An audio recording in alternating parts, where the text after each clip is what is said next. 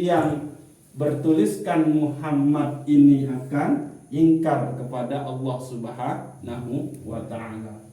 Lalu pantaskah diri ini sementara tubuh ini adalah di situ bertuliskan kalam-kalam Allah Subhanahu wa ta'ala. Kalam Allah yang suci apa kotor? Suci. Lagu ya tenodai. Isi pegawaian kemaksiatan tu. Iya yang put tebing azab, yang put tamak ujub neraka. Karena wah tak lecehin ni. Wah tak lecehin ni. Itu. Sementara Al-Quran dan Muhammad ini adalah dua hal yang berpadu di dalam diri kita. Ya no, minta kalian kaji lebihan enggak penyebab. Dan terbayang Muhammad tentang Rasulullah Sallallahu Alaihi Wasallam. Jadi memang negara selama bulan Rajab insya Allah mudah-mudahan kita selalu teredai kita khusus terkaji tentang negara Rasulullah Sallallahu Alaihi Wasallam. Jadi tidaklah kita akan ma'rifah kepada Allah Subhanahu wa ta'ala lamun tendek ma'rifah kepada Rasulullah Sallallahu Alaihi Wasallam. Waalaikumsalam. Silakan. Jadi nabiarana ini sangat pentinglah ma'rifah terhadap Rasulullah Sallallahu Alaihi Wasallam kita. Cuman temulai kaji dengan hal-hal mendasar. Jadi Rajab niki itu bermakna agung. Oh, iya, niki makna Rajab. Dia ini Rajab, bulan Rajab niki adalah salah satu bulan yang disucikan di antara 4 bulan. Nah, kelebihannya bulan Rajab niki adalah Rasulullah itu dihamil, ibunya Rasulullah di situ hamil di bulan Rajab itu. Jadi pada saat Rasulullah masih berada di dalam kandungannya, malaikat Jibril itu selalu turun melihat, saking rindunya malaikat Jibril alaihissalam terhadap Rasulullah Sallallahu Alaihi Wasallam, terhadap yang zahirnya di dalam kehidupan manusia ismuhu Muhammad, kalau di dalam kajian ruhaninya itu ismuhu Ahmad. Jadi selalu turun malam nangga malaikat Jibril ini kita berembir dalam keadaan kekasih Allah selama di dalam kandungan ini kita. Begitu seterusnya. Karena malaikat Jibril alaihissalam mendapatkan kemuliaan sebagai malaikat penyampai wahyu, pembawa wahyu. Nikah adalah salah satu sebab utamanya nikah adalah karena selawatnya kepada Rasulullah Sallallahu Alaihi Wasallam. Karena selawatnya kepada Rasulullah yang tiada henti, maka Allah berikan satu kemuliaan kepada malaikat Jibril, yaitu sebagai penyampai atau pembawa wahyu Allah Subhanahu wa ta'ala. Nah niki. Jadi dendek salah faham. Bisa jadi selama niki kita salah faham tentang Rasulullah kepada malaikat Jibril. Mungkin dalam bayang tuh Rasulullah serta aja isi malaikat Jibril alaihissalam. Enggak. Itu tadi statusnya malaikat Jibril mendapatkan kemuliaan lantaran berselawat kepada Rasulullah Shallallahu Alaihi Wasallam. Bahkan malaikat Jibril itu ditanya oleh Rasulullah Shallallahu Alaihi Wasallam, ya Jibril, hal ra'aita rabbaka, wahai Jibril, apakah wahai serius seorang Tuhan? Maka geleng-geleng kepala Jibril, hatta Jibril dek nguah bedait bikin Allah Subhanahu wa ta'ala, dek nguah serius Allah Subhanahu wa ta'ala. Nah, sementara Rasul kita, kekasih kita, Nabi Muhammad sallallahu alaihi wasallam itu bertemu dengan Allah Subhanahu wa ta'ala. Mulianu bejari. Sila. Jibril atau Nabi Muhammad. Nabi Muhammad sallallahu alaihi wasallam. Jadi tidak mungkin Rasulullah nikah tajak di si Jibril. Walaupun misal ada di dalam riwayat hadis yang disebut dengan hadis Jibril.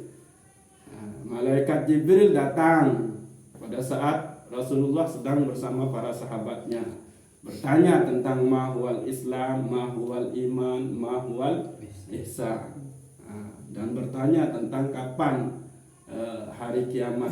Jadi 4 pertanyaan juga.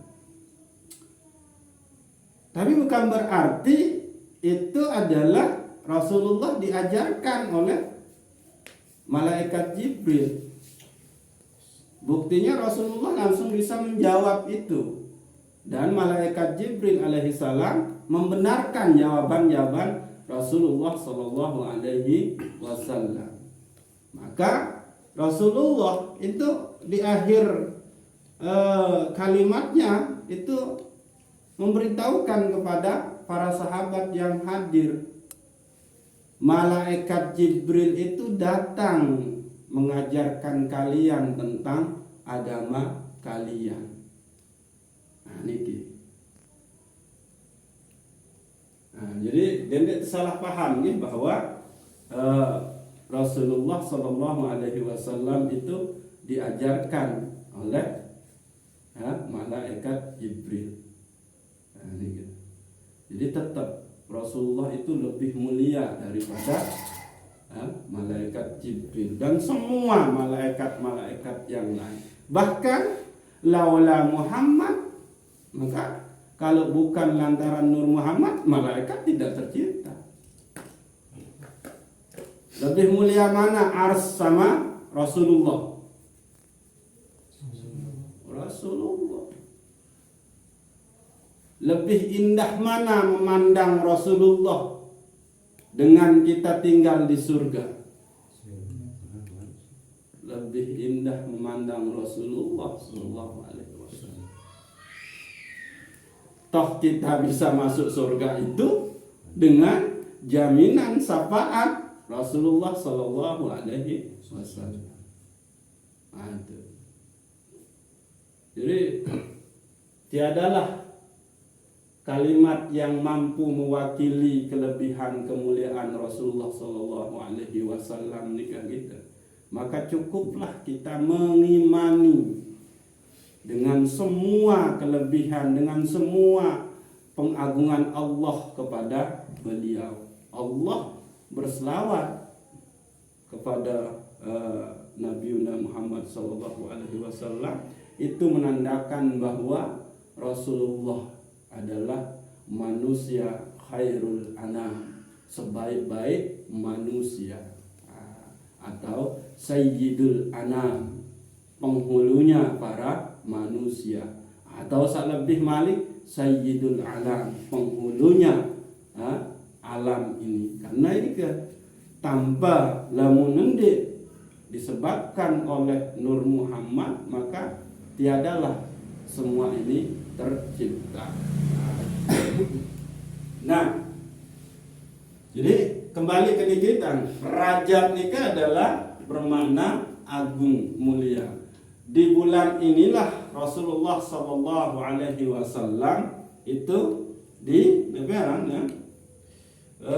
diperjalankan oleh Allah. Nah, diperjalankan, bukan kehendaknya Rasulullah, bukan kemilik Rasulullah atau kemilik selain, tapi beliau diperjalankan. Itu sebabnya ayat ini ke asra bi abdihi, yang memperjalankan hambanya. Jadi di luar jangkauan pemikiran, pengetahuan manusia, sesuka-sukanya Allah Subhanahu wa ta'ala. Nah,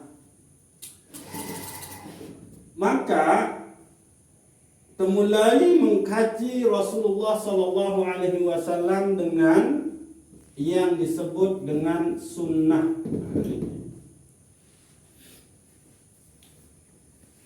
Sunnah niki Nabi, kira-kira tentang terpahami sunnah hadis niki Nabi. Selama ini kan sunnah Nabi, ya kan? Enggak si Nabi. Jadi sesuatu yang disandarkan kepada Rasulullah Sallallahu Alaihi Wasallam dari 3 hal, yaitu ucapan, perbuatan, dan ketetapan beliau. Qauluhu, fi'luhu, wa taqriruhu. Niki. Jadi ini sunnah yang disebut dengan sunnah, sesuatu yang disandarkan kepada Rasulullah Sallallahu Alaihi Wasallam. Nah, baik itu dari ucapan Rasulullah maupun perbuatan Rasulullah dan ketetapan Rasulullah Sallallahu Alaihi Wasallam. Ketetapan niki, takriruhu niki bisa dalam bentuk, misalkan Rasulullah Sallallahu Alaihi Wasallam serminan para sahabat gawe sesuatu, tapi Rasulullah diam. Nah, itu berarti Rasulullah setuju. Nah, ini masuk ke situ. Nah, sehingga ini yang nanti disebut dengan asarus sahabat. Peninggalan, penimbang, bekas-bekas sesuatu yang emang amaliyah yang dilakukan oleh para sahabat Rasulullah Sallallahu Alaihi Wasallam. Nah, tentunya hadis niki, sunnah niki, dia memiliki fungsi, gitu, fungsi yang utama itu adalah dia menjelaskan ajaran Al-Quran, tabayun. Nah, itu sebabnya di dalam sholat, di dalam Al-Quran ini dijelasin tentang tata cara sholat. Tapi kita mengetahui tentang tata cara sholat itu dari Rasulullah Sallallahu Alaihi Wasallam. Berarti hadisnya, sunnahnya Rasulullah itu adalah dia menjelaskan tentang ajaran-ajaran Al-Quran. Nah, niki.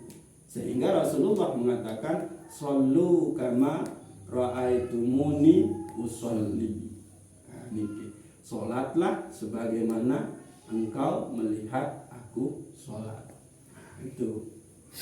Jadi fungsi sunnah bagi Al-Quran saat pertama nikah adalah dia menjelaskan tentang ajaran-ajaran Al-Quran. Nikah contoh baru. Nah, nikah. Lalu saat kedua adalah itu dia memperinci ajaran Al-Quran. Nah, niki. Jadi didetailkan oleh Rasulullah Sallallahu Alaihi Wasallam. Nah, lalu yang ketiga adalah membenarkan ajaran Al-Quran. Nah, niki. Jadi paling gede inilah 3 fungsi daripada hadis terhadap Al-Quran. Jadi tidak semua apa yang kita kerjakan saat ini itu dijelaskan secara detail di dalam Al-Quran. Tidak. Tapi justru kita menemukannya dari hadis atau sunnah Rasulullah Sallallahu Alaihi Wasallam. Nah, ini kita. Nah, barang siapa yang benar-benar berpegang terhadap sunnah niki, maka dialah umat yang akan mewarisi apa-apa yang dijanjikan oleh Allah Subhanahu wa Ta'ala. Itu sebabnya Syekh Abdul Qadir Jailani niki sangat menekankan, sangat surut untuk senantiasa mengikuti dengan ikhlas napi yang segala hal tertinggalin tegawe si Rasulullah Sallallahu Alaihi Wasallam. Nah, niki. Jadi Syekh Abdul Qadir Jailani nika menyadari bahwa tidak mungkin akan makrifah kepada Allah Subhanahu wa Ta'ala tanpa bermakrifah kepada Rasulullah Sallallahu Alaihi Wasallam. Nah, niki. Nah, jadi kita harus tahu sunnah-sunnah Rasulullah itu yang bagaimana. Oke. Nah, niki. Sunnah Rasulullah dalam bentuk ucapan niki berembe.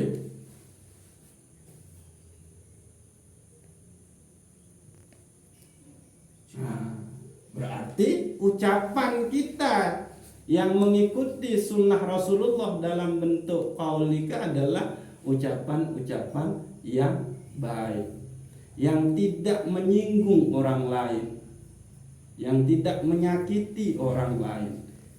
Ya, terkadang sering piwal itu kan. Kita berjorak atau saking biasa, tapi kita ngobrol kawih bahasa justru menyinggung orang lain. Rasulullah tidak pernah kerjakan itu. Kalaupun misalkan Rasulullah ada melihat kehilafan para sahabatnya, Rasulullah dia langsung, dia di belakang. Nah, itu cara beliau. Nah, ini jadi mengikuti sunnah Rasulullah Sallallahu Alaihi Wasallam di dalam ucapan kaulnya adalah berbicara yang baik-baik. Man kana yu'minu billah wal yaumil akhir falyakul khaira aw liyasmut. Niki ara di dalam kitab Sahih Bukhari hadis niki.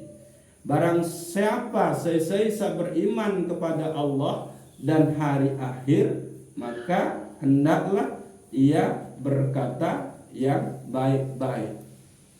Lamun endek tahu berkata yang baik-baik, maka lebih baik dia diam. Nah, itulah sunnah dalam bentuk ucapan, mengikuti ucapan atau tata cara kalamnya Rasulullah Sallallahu Alaihi Wasallam. Perbuatan, nah ini kita. Maka tentu pegawaian niki pun haruslah mengikuti tata cara bagaimana Rasulullah berperilaku di dalam kehidupan sehari, ketetapannya. Nah, ada hal yang menarik di diri Rasulullah Sallallahu Alaihi Wasallam. Gitu. Jadi Rasulullah nikah yang kita dapat dari Sayyidatuna Aisyah itu pada saat ditanya mengenai akhlak Rasulullah, maka Sayyidatuna Aisyah menjawab akhlaknya Rasulullah itu adalah Al-Quran. Niki akhlak. Kalau akhlaknya saja Rasulullah itu adalah Al-Quran, lalu siapa diri Rasulullah itu sendiri? Nah, ini beda loh. Akhlak niki kan napi dan pahami akhlak. Tabiat, perilaku. Niki kan. Itu akhlaknya Rasulullah itu adalah Al-Qur'an. Artinya tidak ada yang dilakukan oleh Rasulullah itu yang tidak bertentangan atau bertentangan dengan Al-Quran, tapi emang cermin ajaran daripada Al-Quran itu sendiri. Nah, sehingga pertanyaannya adalah kalau akhlaknya saja itu adalah Al-Quran, lalu siapa Rasulullah itu? Niki berarti bisa kita katakan bahwa ya intinya Al-Quran itulah dia Rasulullah. Sehingga kalau di dalam ilmu hakikoh bukanlah wahyu itu terlebih dahulu disampaikan oleh malaikat Jibril, tapi emang wahyu itu masuk ke dalam diri Rasulullah Sallallahu Alaihi Wasallam. Nah, lamun secara ilmu berriwayah, ya kita diberitahu bahwa wahyu itu diturunkan melalui malaikat Jibril alaihissalam. Bahkan dengan simbol-simbol, tanda-tanda tertentu tentang tebing wahyu. Nah, itu sebabnya niki mulai kita agak waktu menit jadi mata Nah, itu sebabnya kalau mau dikaji diri manusia ini itu adalah kalam-kalam Qur'ani. Maka sangatlah hina kotor manusia yang melakukan kemaksiatan sementara dirinya itu adalah di situ ada kalam-kalam Qur'an. Niki. Nah, jadi Rasulullah itu adalah inti daripada Al-Quran itu sendiri. Maka bolehlah kita memahami hadis yang mengatakan bahwa ikra'ul Quran fa innahu ya'ti yaumal qiyamah li ashabihi. Bacalah Al-Quran itu sebab dia akan datang memberikan syafaat kepada pembacanya. Maka secara ilmu hakikah, secara ilmu tasawuf, yang datang memberikan syafaat itu adalah inti Al-Quran itu sendiri. Siapa? Ya Rasulullah Sallallahu Alaihi Wasallam.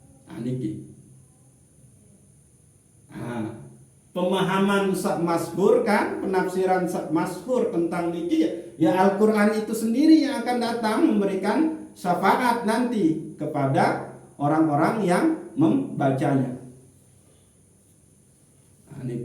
Tapi kalau mau memahami lebih dalam lagi, karena itu tadi Aisyah ditanya akhlak Rasulullah yaitu Al-Quran. Lalu inti siapa sebenarnya Rasulullah itu? Berarti inti Al-Quran. Maka perintah di dalam hadis yang menyatakan bahwa bacalah Al-Quran sebab dia akan datang pada hari kiamat memberikan syafaat kepada pembacanya li ashabihi, maka yang akan datang inti Al-Quran itu siapa? Rasulullah Sallallahu Alaihi Wasallam. Niki. Jadi tidak rugi ente baca Al-Quran. Itu sebabnya tiang sangat menganjurkan untuk selesai sholat baca surat Al-Ikhlas 11 kali. Ya karena itu inti Al-Quran itu ada di salah satunya inti Al-Quran itu ada di surat Al-Ikhlas. Loh kenapa? Karena surat Al-Ikhlas ini berbicara tentang keesaan, berbicara tentang akidah, berbicara tentang tauhid yang sebenar-benarnya. Qul huwallahu ahad, Allahus samad, lam yalid wa lam yulad wa lam yakul lahu kufuwan ahad. Nah, dikit. Oke, kita turun lagi.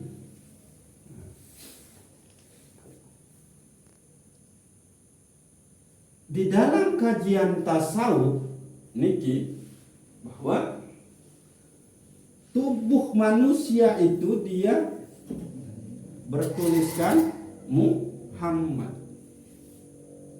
Nah, niki.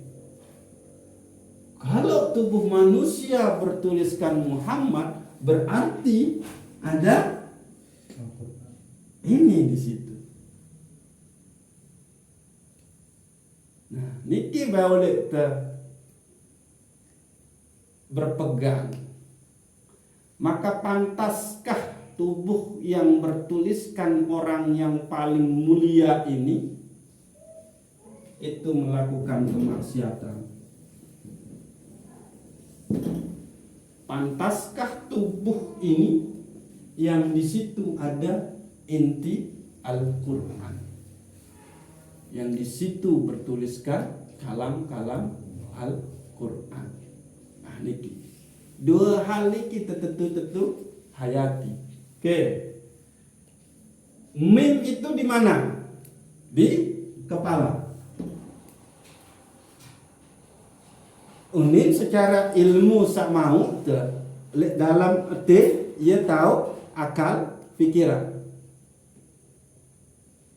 Lalu pantaskah akal yang ada di otak kita niki untuk berpikir tentang hal-hal yang tidak-tidak? Maka yang seharusnya yang dia pikirkan adalah tentang kekuasaan Allah Subhanahu wa ta'ala, tentang kemuliaan Rasulullah sallallahu alaihi wasallam. Yang harus dia pahami adalah tentang Allah, tentang kekasih Allah Nabi Muhammad sallallahu alaihi wasallam. Nah, ini kan. Lalu lembe tang le bagian awak. Niki di sini pundak. Nah, pundak kan sampai nih. Lalu pantaskah di dada ini seberak-beraknya emosi, mele gendak, mele besia, mele kelinggitan, pendendam, benci. Nah. Lalu berikutnya adalah ada mim. Ya di sini. Ya, namun secara apa randa? Oke. Ya nih dubur jokte. Pantaskah kita akan melakukan zina?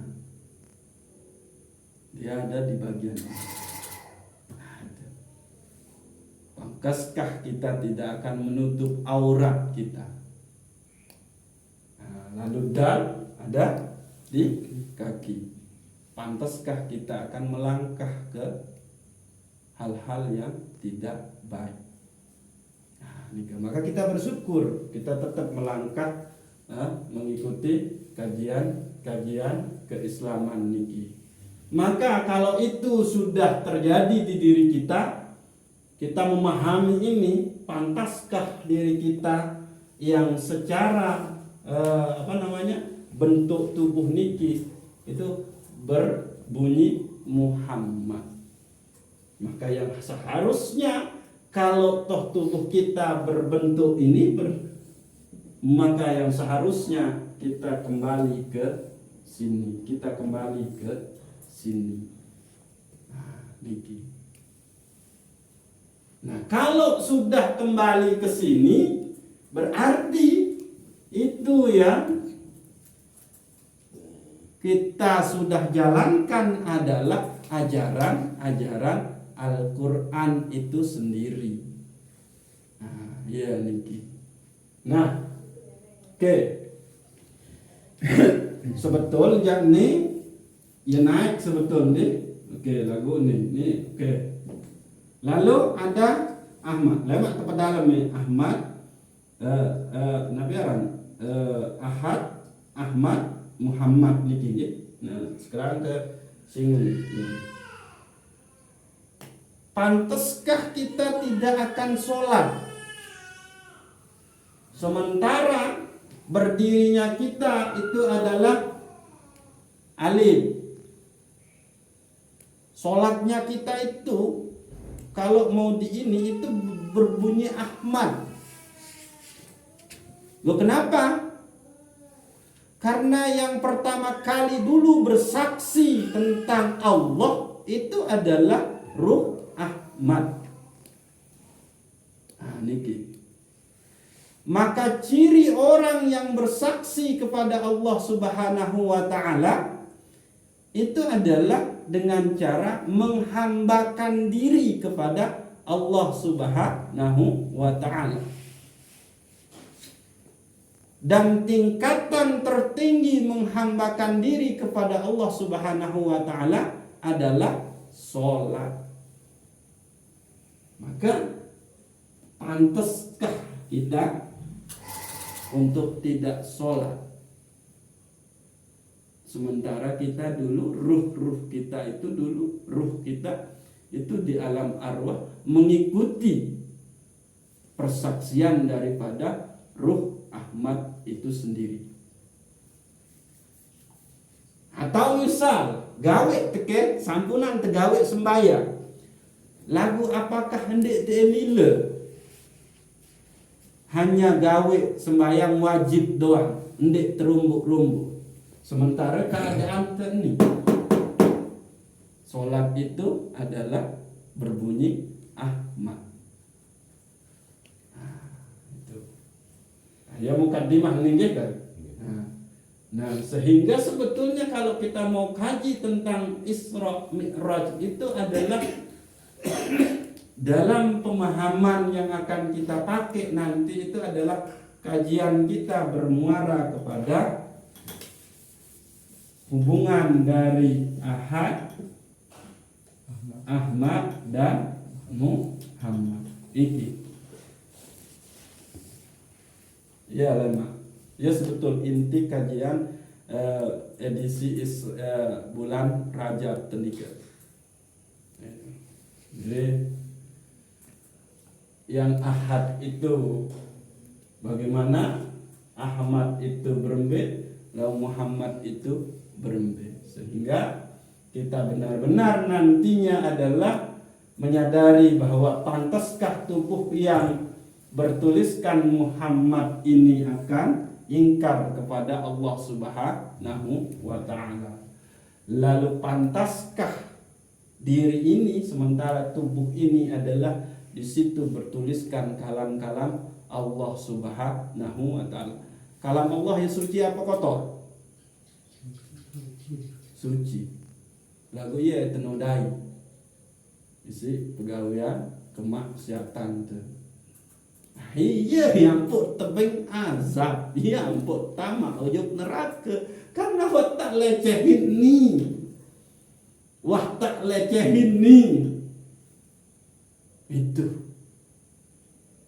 Sementara Al-Quran dan Muhammad ini adalah dua hal yang berpadu di dalam diri kita. Ya no, untuk kalian kaji yang lebihan enggak penyebab. Karena kita sudah mengingkari kalam Allah itu dan kita sudah menodai nama yang di situ Allah Subhanahu wa taala menaruh risalah-risalah kebenaran. Saya tetap oleh ini sesuai tetap oleh ini, maka terimalah surgaku. Nah itu. Nah, nggih. Ya kan jero nggih kan sekedar mukadimah doang. Lama kita kaji naberan kan. Isra Mi'raj perjalanan Mi'raj nika aja Isra Mi'rajnya lema insyaallah tekaji pas tanggal 27 Rajab. Tahun niki aja. Eta kaji sei orang yang diperjalankan oleh Allah Subhanahu wa taala. Tahun niki sekedar mukadimah doang maklum nggih kan. Jadi yang tekenin lagi bahwa maka haruslah kita benar-benar menyadari dengan sebenar-benarnya bahwa tubuh ini dia bertuliskan Muhammad, bahwa tubuh ini di situ adalah kalam-kalam ilahi yang suci. Lalu pantaskah saya akan bermaksiat ingkar kepada Allah Subhanahu wa taala? Sementara dua hal yang begitu suci ini ada di diri kita. Nah, itulah yang menyebabkan manusia itu menjadi makhluk yang paling mulia di antara makhluk-makhluk Allah Subhanahu wa taala. Selama ini ya dengan dia karena kembali manusia itu lebih mulia dengan makhluk lain karena ada akal pikiran. Tapi secara ilmu hakikah karena dia adalah perpaduan antara yang Ahad, Ahmad dan Muhammad itu sendiri. Nggih wallahu a'lamu bissawab. Assalamualaikum warahmatullahi wabarakatuh.